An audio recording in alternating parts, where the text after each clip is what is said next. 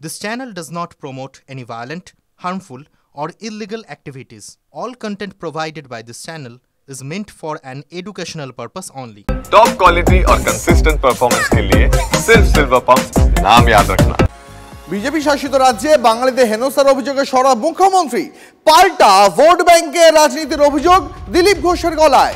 বাংলাদেশিরা পশ্চিমবঙ্গে এসে জাল নথি তৈরি করে অন্য রাজ্যে চলে যাচ্ছে, সিমি আল কায়েদার সঙ্গে যুক্ত হচ্ছে, দেশবিরোধী কাজ করছে, বাঙালি নামের অপব্যবহার করে বিদেশিদের বাঙালি সাজানোর চেষ্টা হচ্ছে, মিছিল নাটক ভোটের জন্য করা হচ্ছে। এইসব তো দিলীপ ঘোষের। বাংলাদেশ থেকে এসে এখানকার ভোটার কার্ড করে চলে যাচ্ছে অন্য রাজ্যে, বাঙালি বলে পরিচয় দিচ্ছে, ওখানে সিমি আল কায়দা আর বিভিন্ন রকম টেররিস্ট অর্গানাইজেশনে যুক্ত হচ্ছে, মডিউল তৈরি হয়ে যাচ্ছে। যত সমাজবিরোধী এবং রাষ্ট্রবিরোধী কাজ করছে তার তো সাজা পেতে হবে। তাদের হয়ে মমতা ব্যানার্জি লাফাচ্ছেন কেমন? তারা কেবল তাকে ভোট দেয়, এর বেশি কিছু না। এই ধরনের বাঙালির নামে অপব্যবহার করে বিদেশিদেরকে বাঙালি সাজানোর যে চেষ্টা করছেন মমতা ব্যানার্জি, এই অপচেষ্টাটা বন্ধ হওয়ার দরকার আছে। আর এই মিছিল নাটক সবই ওই জন্য, ভোটের জন্য। ভিন রাজ্যে বাঙালি হেনস্থার অভিযোগে বিজেপি এবং কেন্দ্রীয় সরকারকে তীব্র আক্রমণ মমতা বন্দ্যোপাধ্যায়ের। দেশের জমিদারি নিয়ে নিয়েছেন, বাংলায় কথা বললেই বাংলাদেশি রোহিঙ্গা বলে দাগিয়ে দেওয়া হচ্ছে, বাংলায় কথা বললেই ডিটেনশন ক্যাম্পে নিয়ে যাচ্ছে, ক্ষমতা থাকলে আমাকে ডিটেনশন ক্যাম্পে পাঠান হুঙ্কার তৃণমূল সুপ্রিমোর। আগামী দিনে বিজেপিকেও বাংলার মানুষ ডিটেনশন ক্যাম্পে পাঠাবে, হুঁশিয়ারি মমতার। আমি অত্যন্ত লজ্জিত, ব্যথিত, মর্মাহত। ভারত সরকার আর बीजेपी पार्टी ने ये आचरणे यह देश का जिम्मेदारी ले लिया, जिसको मोर्ची बांग्ला भाषा कहने से बांग्लादेशी रोहिंगा बोल देता है।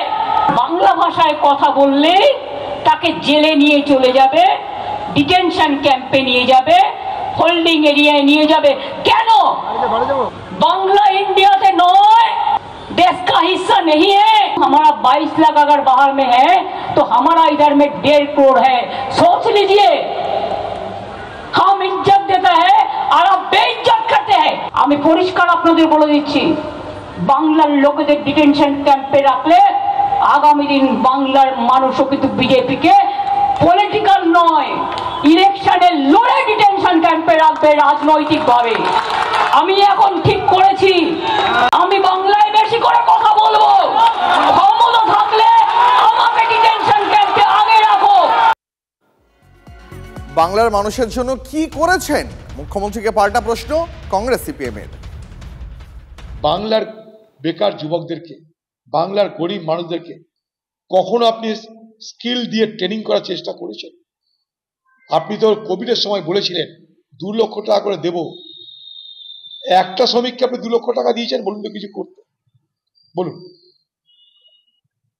তারা কেউ শখে বাইরে যায় না দিদি, তারা কেউ শখে বাইরে যায় না। বিজেপি পেটের টানে যায়, রোজগারের টানে যায়।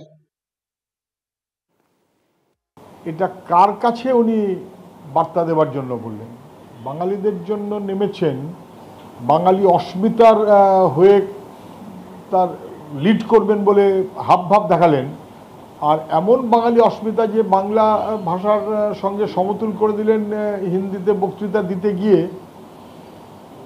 আমার ধারণা উনি বোধহয় ভেবেছেন যে লোকসভা নির্বাচনের পরে ওনার দিল্লি যাওয়ার কোনো সুযোগ আছে কিনা, তার কোনো একটা প্রাক প্রস্তুতি উনি হয়তো করেছেন।